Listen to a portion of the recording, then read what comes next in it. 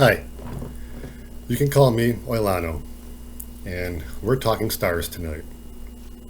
This is my introduction to astrology. This is a bunch of stuff I feel everyone should be offered before even being asked about birthdays. Um, no one taught me this stuff. I got this by asking and receiving. And you can do what I've done. In meditation, you can leave your body, travel the cosmos all you want, and start learning things we couldn't, from telescopes. Millionaires don't use astrology. Billionaires, royalty, and shadow governments do. So, yeah, maybe no one around you pays attention to incoming higher energies, but there just might be people out there that could actually benefit from your ignorance. And we're going to end a lot of that today. It's funny because when I was a kid, I was under the impression that astrology was a really weak idea for many people on this planet. The first time, well, at least in America, we run into the concept of astrology, it's something goofy, like, seeing it in the back of celebrity magazines, which ones are born on your birthday, as if that makes you closer to them somehow. But that's the only space we had for astrology in our lives for a long time. The most a human would do for its own astrological nature would be to celebrate a birthday every year, or to ask, what's your sign, as a pickup line. And that was the extent of most people's experience up until recently. Thanks to the astrologers here on YouTube, they're starting to bring it back to the general public. Here we go. This is every shaman or whatever needs a warla guy. This, for me, is a 3D reminder of the constantly changing energies we're never not being fed. In the center, this little ball here,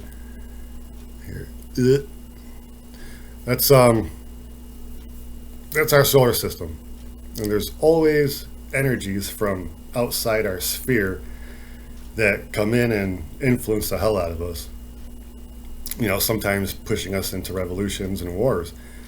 A sneaky person can look to the stars, see the energy coming in and know exactly what they can get away with in the next 6 months, at least.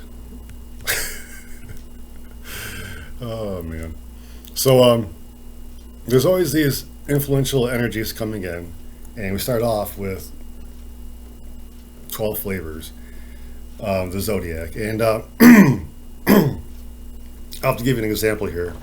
Hold on one sec. All right, so Aries can be seen as like an abrasive energy, lots of friction.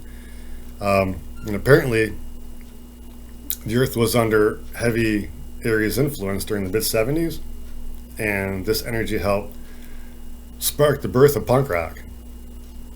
Suppose there's an energy hit, and there's a reaction, and humans used it to energize a lot of things at that time. I believe horror movies evolved at that time, got a lot better, I guess. Aries energy came and activated some dormant energies that needed to be stirred up from everyone on Earth. Having to deal with what the planet was offering in the mid-70s.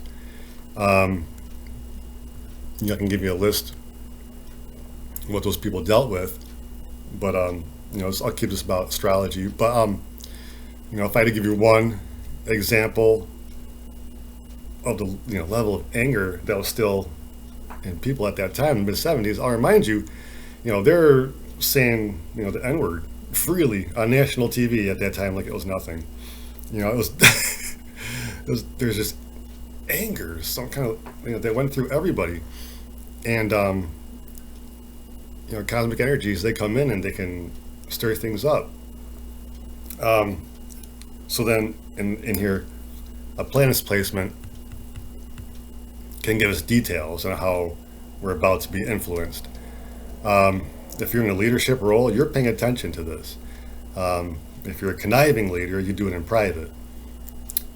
What this 3D model of the zodiac belt is not providing are the sun, moon, and planets. Their placement is critical in an astrological reading because as energies come through from the zodiac, it can be further changed or added to by passing through the energy of a planet or the sun or the moon before finally hitting us on Earth. You might laugh at this, but best way I can give an example of this is, let's say the energy coming from the outside is originally like bread, okay, something plain like that. Okay, it passes through Gemini, and we have toast, all right? Then the same energy passes through, let's say, Jupiter before it hits us, and it's like we're eating garlic bread, okay? They're like steps to cooking us something, So this could be like the same beam of energy, but every time it hits something, it changes. Oh, and then there's the exotics, the meteors and stuff like that. You can think of those events as just exotic foods. They provide energies that are like pumpkin spice, okay? Seasonal. A lot goes a long way, too, with those. So that's why everybody takes note. The other reason it's so easy to see astrology as a soft, meaningless practice is how they present it and then attack it in elementary school. Their narrative of how things form, the story they sell us, misses everything. The Big Bang is kind of a lazy story. It works for kids because it's like you're talking about a magician's top hat. You actually put the work on the audience, and then if they don't dissatisfy themselves, you're a genius when you give a story like that. So everything bursts into existence, but it takes 100, star deaths to start producing heavy elements. Everything bursts into existence, but it's just matter versus antimatter at first, and then after all that, it's just hydrogen, and that's not it's not practical. Okay, there's no chaos. It's all mapped out. Galaxies don't collide. They can pass each other safely, and there's always a good reason when they do it. We're here pretending we're separate, so sharing energies and ideas is crucial to making this universe move. Age doesn't destroy stars. Star matter is star matter. You cannot make it. You can only find it. Every living thing has a sliver of star matter at its heart center. The Earth might have one, keeping the lava hot.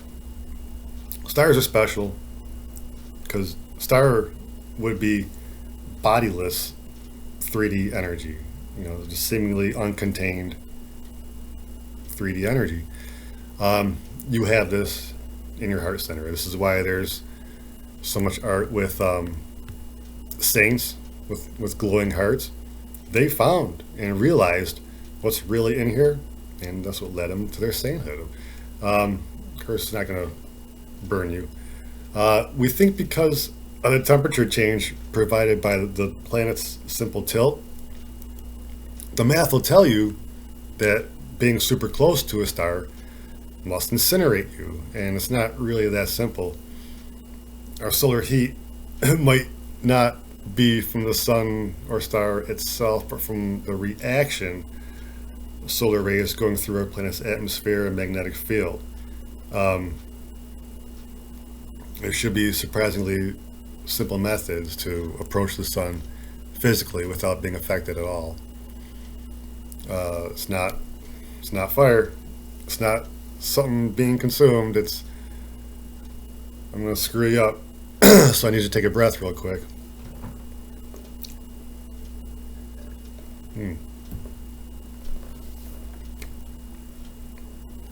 All right. You are a divine being. You don't feel like it because a lot of you is missing. Right now, as a human, you're only bringing forth what you can, okay, what your our DNA allows right now. So where is the rest of you, divine being? Okay? Um, so yeah, could very well be all our unused divinity contributes to making up the body of the sun. So like a bunch of campers pooling together their backpacks in a pile after finding their campground. It's not like that. Um, we did this from our higher state. I had to go somewhere. This is why the sun is so healing to us. It's your energy coming back to you.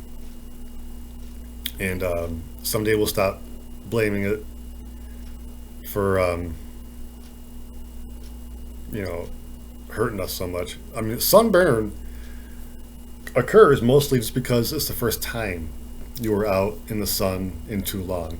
If you work and live inside for 9 months straight, then suddenly you spend an entire Saturday in July in your backyard. You know, there should be a reaction. And sunburn may even be a form of impurity burning off anyway. But you know, keep wearing, you know, your lotion and all that.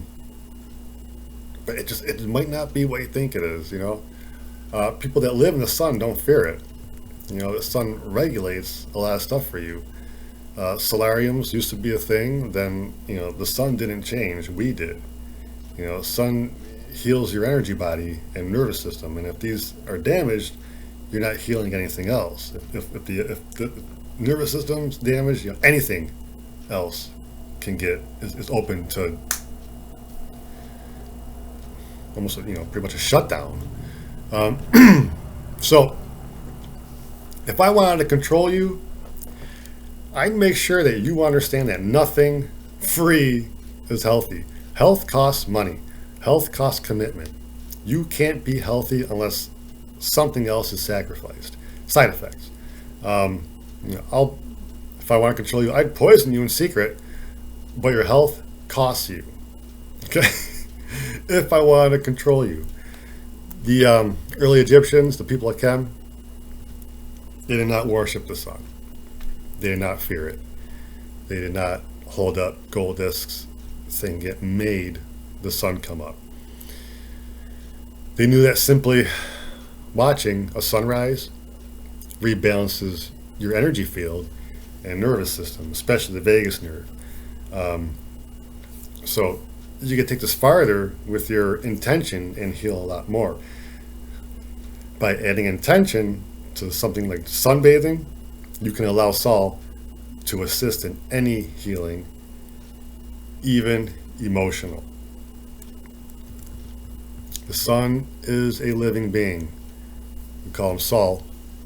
And when I spoke with him, with my teacher, my second class teacher, we weren't corrected. You know, just like channeling the deceased or angels, you can link up with the sun and meet him. And I'll tell you, the first thing we felt was like this, finally, you know, someone's at my door kind of excitement. And Sol's been lonely. You know, we were told he was just burning gas. You know, we were told he ends us. I forget the majority of the conversation, but you know, I got to tell you, Sol wants to meet more of you. That's the main thing I can tell you about him. So, Star could be using its inhabitants' unused divinity to anchor the solar system, and it fills back in where the rules allow to help and heal life in its presence.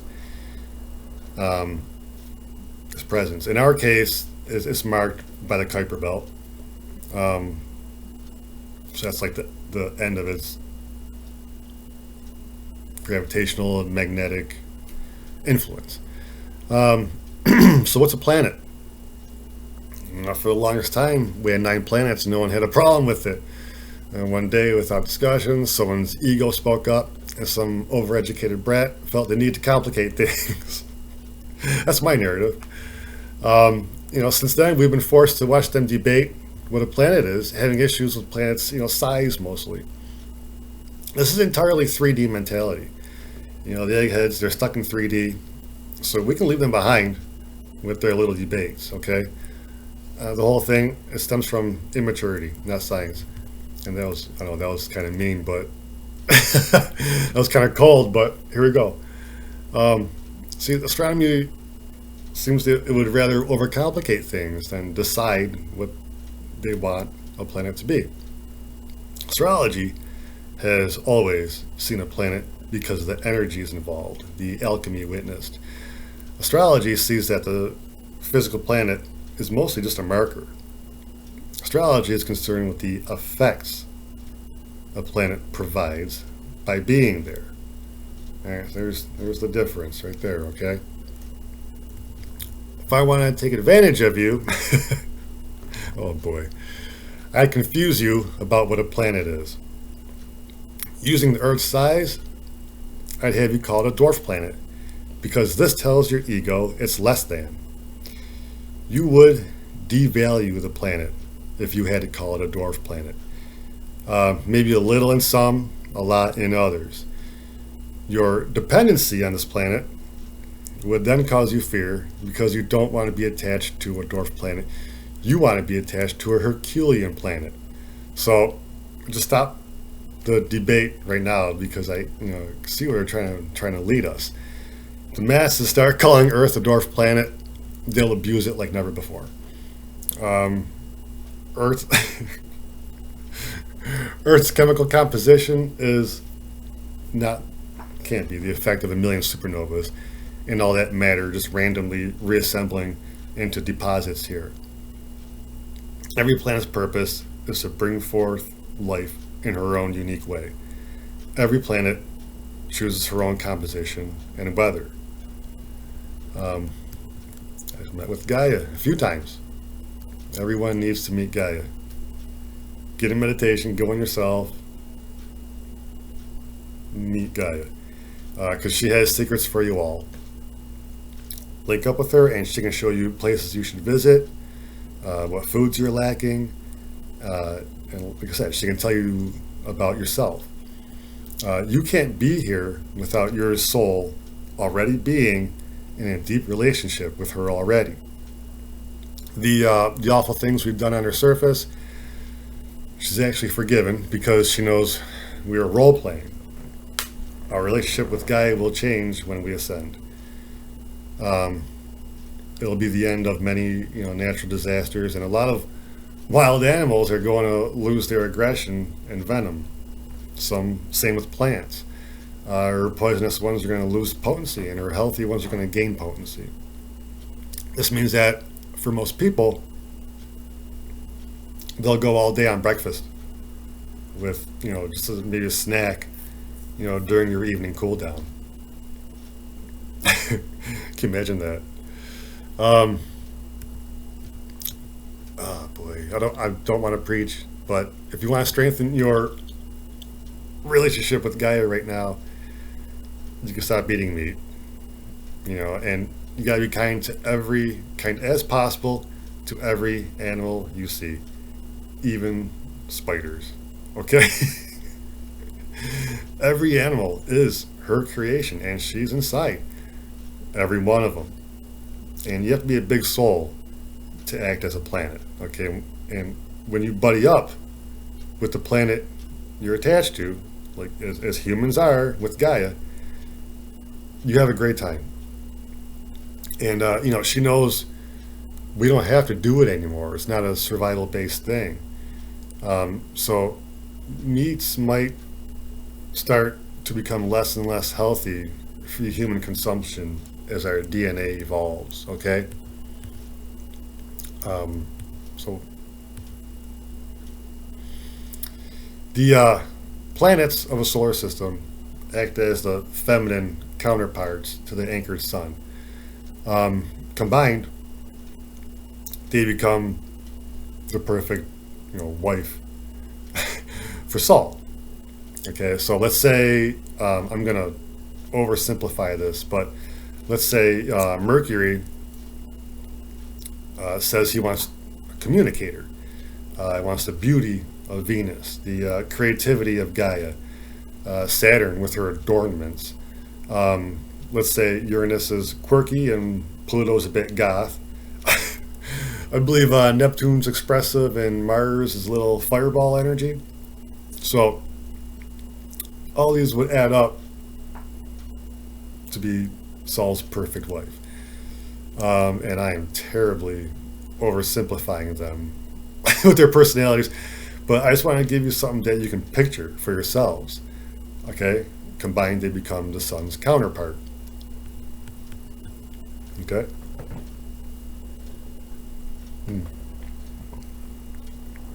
We have constellations because a very long time ago, people with the ability to see, a tribe's medicine man, or they could see. Now with telescopes, they use their inner sight, and they documented the energies they felt from every direction in the night sky.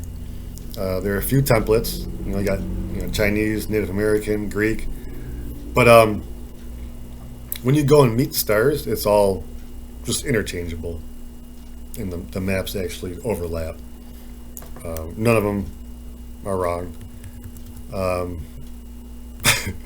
I've talked to all of them. Well, not all of them, but from each family. And when they draw a constellation, though, they're only connecting maybe 7 or 8 of the brightest stars or so. But these are actually star families with hundreds of stars that you won't see with the naked eye. In my last video, I mentioned how groups established by the higher dimensions will be surrounded by the dimension 0, the inactive energy. So every individual constellation would be surrounded and energetically separated by this material. The symbolism for every constellation, this is going to mess you up. But the symbolism for every constellation, oh no, where was I?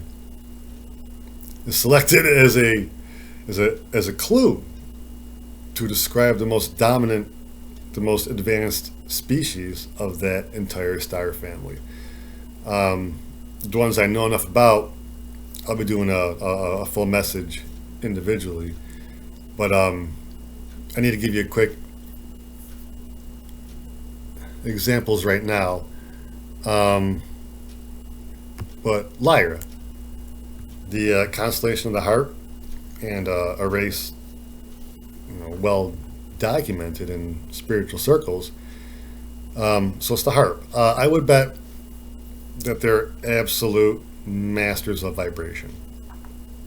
They probably use vibration in ways we can't imagine. To have a race of beings like this, they would appear as gods to us.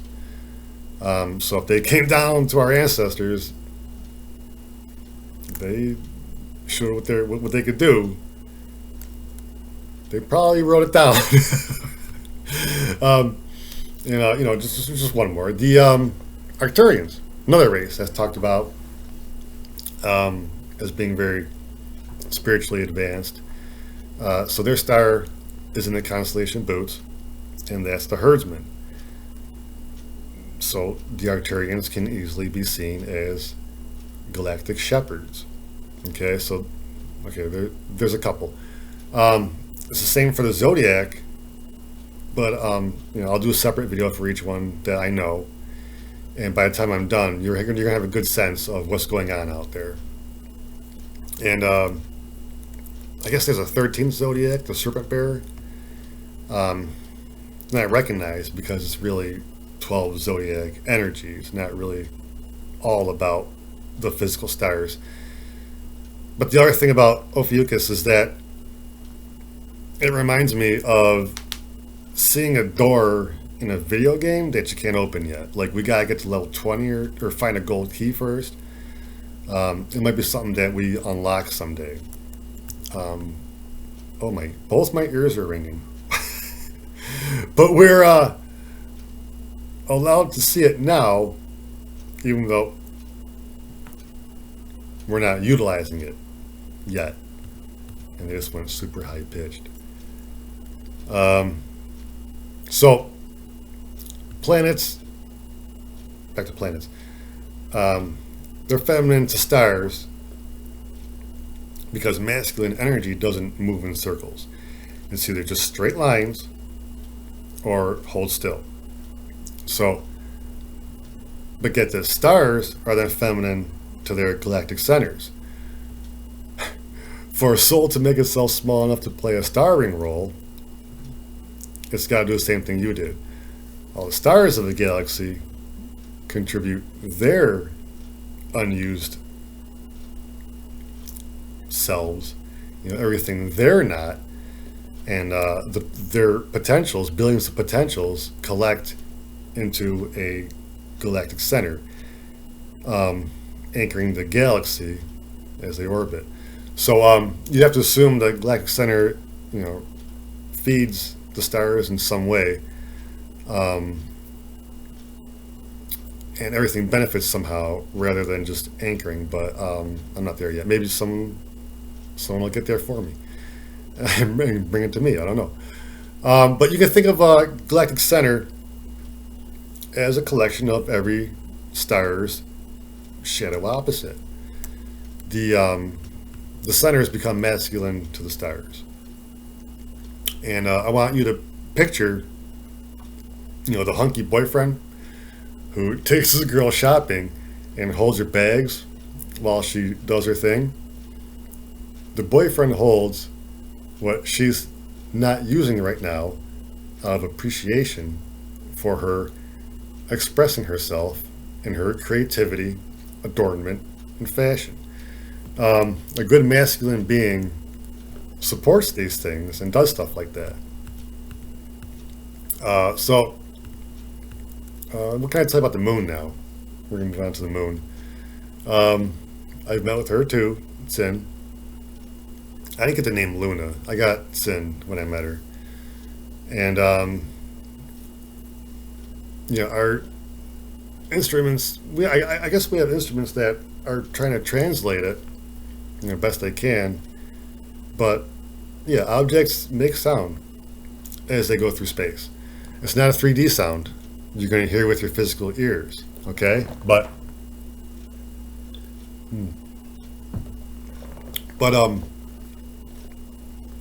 the object's energy body causes friction with the inactive substance that's always present, and it makes sound in the higher level.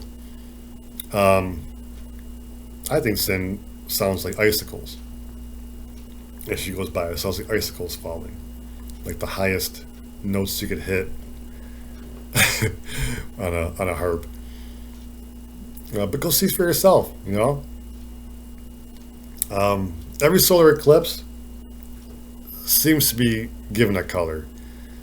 This has nothing to do with the moon's surface or how it'll look to the naked eye.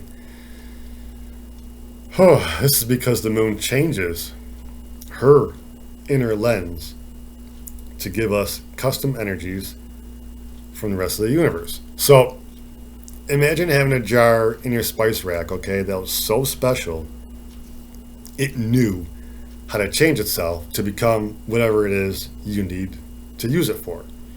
Okay, so like let's say you're making like barbecue chicken. And okay, there's a nice rub. It's perfect. Just the way you want it. Let's say you're making chicken parmesan or something now. There's going to be, there it is, Italian herb blend, perfect, it just knows what you need. And the moon does that for us. Is this where I do the visual aid? Yeah. I made a drawing for you. I gotta explain this to you. So, Um, Solar eclipse. I'll use a pointer. Solar eclipse. You got the sun's rays. Okay. They go through the moon. All right. Let's say the moon's purple. Well, the rays are going to be purple when they hit us. Okay, and it filters it just like a colored lens. The lunar eclipse is get this, lunar eclipse, sun goes through the earth, goes through us. Okay, we change the energy. It bounces off the moon. It mirrors, bounces off the moon, and we are hit with our own collective energy. Every individual is hit with our collective energy. So if there's the crime rate going up during that time, blame everyone, okay? Because that's the truth. Oh man, and here's some more messed up stuff, because you gotta find it interesting that it'd be impossible for any of the other moons in the solar system to perform the same task for their mother planet. Right? Jupiter's moons are so small, while ours is the perfect distance to where she can block the sun completely, and then we block the moon, or the Earth blocks it completely during the lunar eclipse, and it mirrors it back, all of it, 100%. So, let's think about that. And those are just some of the reasons our moon is very special to Earthlings. We write poems about it. I mean, come on. One more thing. If I was physically traveling the cosmos and needed a map, I'd try to use one with the galactic center fixed in the middle of whatever it is I'm looking at. Because we're more interested in the coming energies. You want the Earth in the middle, and the planets, you would put them where they are in the present. We love the idea that hundreds of years ago everyone was stupid and backwards, but when you're mapping energies, the Earth is in the center of the map. So any doofus could walk in and see an old map with Earth in the center and attack it, thinking the maker of the map thought the Earth was the center of the universe. That's just a possibility. I believe there are more stupid stories than there are stupid people. Okay, so I told you a little about stars, constellations, the moon, galaxies. I think it's a pretty good intro to astrology. So now, go off. You can go enter your birthday into a star chart and get yourself read. Find an app or a service to read your chart, and I bet you it'd tell a lot about yourself. We have people looking up their ancestry all the time, as if that's going to tell you a lot about yourself. Your star chart tells you the energies when you were conceived. As a soul, you chose your time. There's a perfect time for you to appear here, okay? Your birthday is no mistake, even if it was a C-section or some kind of emergency. There are no mistakes. Once the cord's cut, that's boom, all right? There was ever only one perfect moment fitting for your appearance here. All right? So you came when the energies were good enough to receive you. This gives you a powerful clue to who you are and what you're supposed to do here. If I wanted to control you, I'd work to convince you that astrology was a weak idea for stoner hippies lost in fantasy. You never realize what you're really here for. Get your butt back at the assembly line, okay? But for you, forget lucky numbers and all that frivolous stuff. Astrology can tell you who you are. If I'd rather hate you, I'd hope you never find the value of astrology. I'd rather appreciate you. So go off, go find yourself. Uh, my next video is going to be a little side quest from this main curriculum. I found out why cursive isn't being taught anymore, and you're not going to like it. So my next little secret might make you make you want to teach it to your kids yourself. But for now, all right, children, I'm going to let you boogie. For today, Oilano's done. Much love. Goodbye.